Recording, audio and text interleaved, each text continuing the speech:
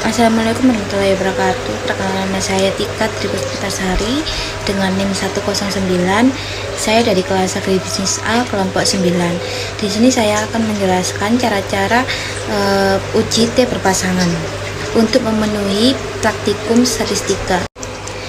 Pertama-tama, copy data ke dalam SPSS. Setelah data di copy, masuk ke variabel view. Lalu ubah nama. Kolom pertama diisi nilai makro dan kolom kedua diisi nilai mikro. Lalu desimal menjadi kosong. Setelah itu klik analyze, klik compare means, lalu klik varian sample t-test. Setelah itu akan muncul kolom sebagai berikut. Nah, pada variabel 1 diisi kolom makro dan variabel 2 diisi kolom mikro.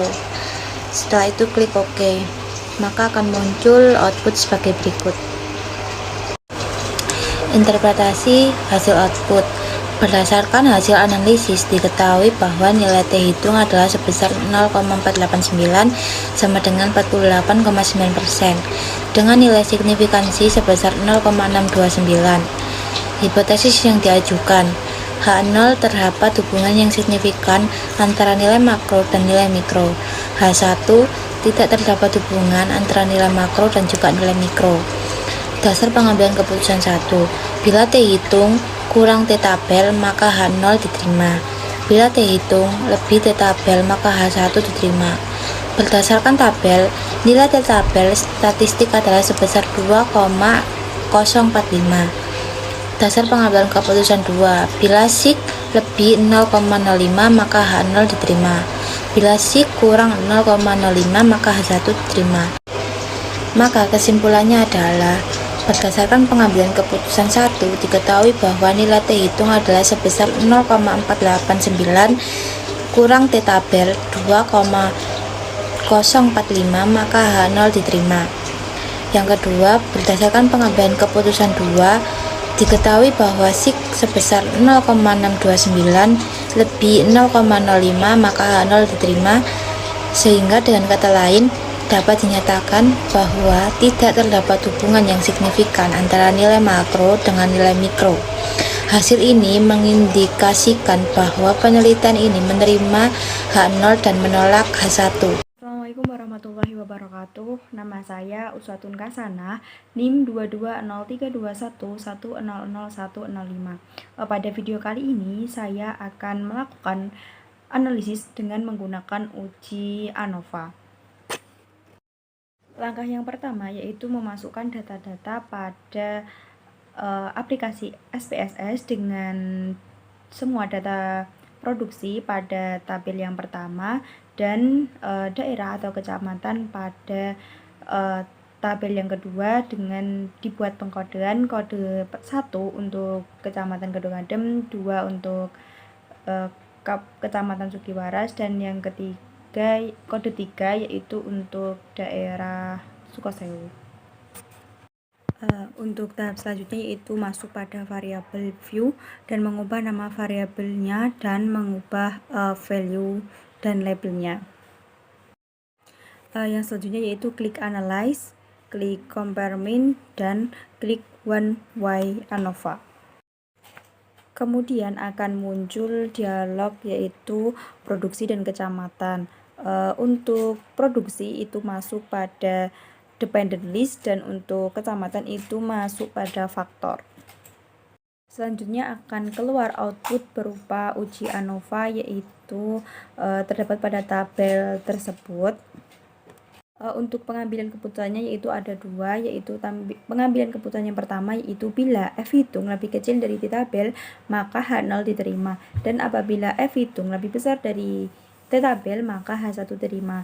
Dan untuk pengambilan keputusan yang kedua yaitu bila nilai signifikansi lebih besar dari 0,05 maka H0 diterima, dan apabila nilai signifikansi lebih kecil dari 0,5 maka H1 diterima.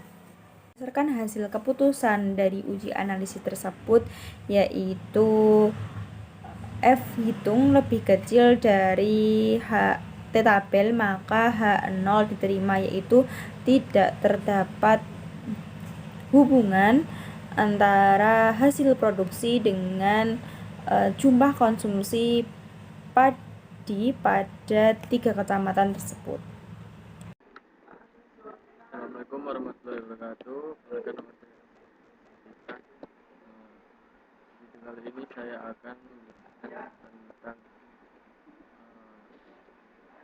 uji T independen. Yang pertama, masukkan terlebih dahulu produksi dan desa di Excel. Setelah itu kemudian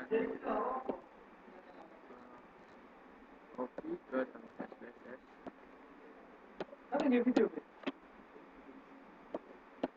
Selanjutnya klik analyze,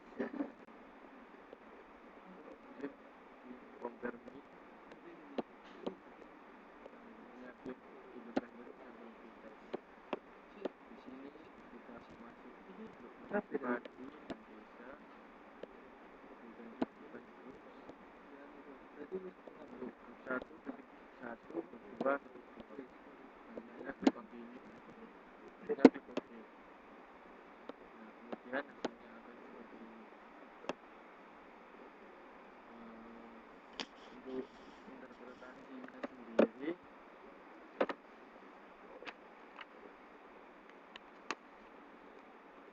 bila nilai dihitung lebih kecil indikator maka akan lebih diterima, nilai dihitung indikator maka akan lebih diterima. Untuk nilai dihitung di sini sendiri ada 4,264, sedangkan untuk tabelnya 31,5, sehingga nilai hitungnya lebih besar daripada indikator maka akan diterima.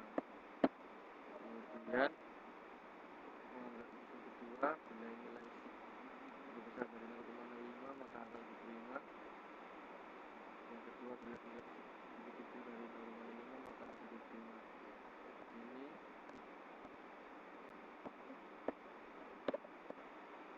nilai shiftnya 0,43, yang artinya lebih kecil dari 0,5, sehingga akan diterima. Untuk kesimpulannya sendiri, terdapat perbandingan nilai produksi padi Niger dan Kokok, di mana rata-rata produksi padi di Kokok lebih besar dibandingkan rata-rata produksi dari di desa Niger. Sekian video ini. Assalamualaikum warahmatullahi wabarakatuh.